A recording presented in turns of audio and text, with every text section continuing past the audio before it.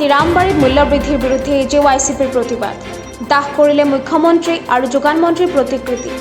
পাণবজাৰ আৰক্ষীয়ে আটক কৰিলে আটাইকেইজন প্ৰতিবাদী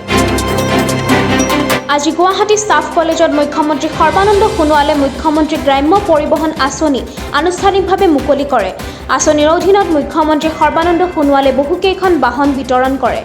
উক্ত অনুষ্ঠানটিত পৰিবহণ মন্ত্ৰী চন্দ্ৰমোহন পাটোৱাৰী প্ৰমুখ্যে বহুকেইজন নেতা উপস্থিত থাকে প্ৰশ্নকাকত ফাদিলৰ বাবে বাতিল হোৱা SI পৰীক্ষাৰ CIDয়ে কৰা তদন্তত কিছু গুৰুত্বপূৰ্ণ তথ্য ফাদিল গুৱাহাটী গণেশগুৰি থেংকিউ লজৰ পৰা জব্দ SI পৰীক্ষাৰ প্ৰশ্নকাকত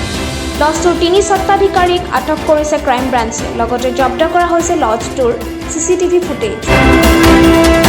ডিব্ৰুগড় বিমানবন্দৰত দিল্লী অভিমুখী ইণ্ডিগো বিমানত লৈ গৈ থকা অৱস্থাত 4 গৰাকী যাত্ৰীৰ পৰা উদ্ধাৰ কৰিলে 84 লাখ টকা ভৰ্তি 2 কাৰ্টুন বিজয় শংকৰ আগৰৱালা নামৰ ব্যক্তিজনে 4জন লোকক দিছিল টকাখিনি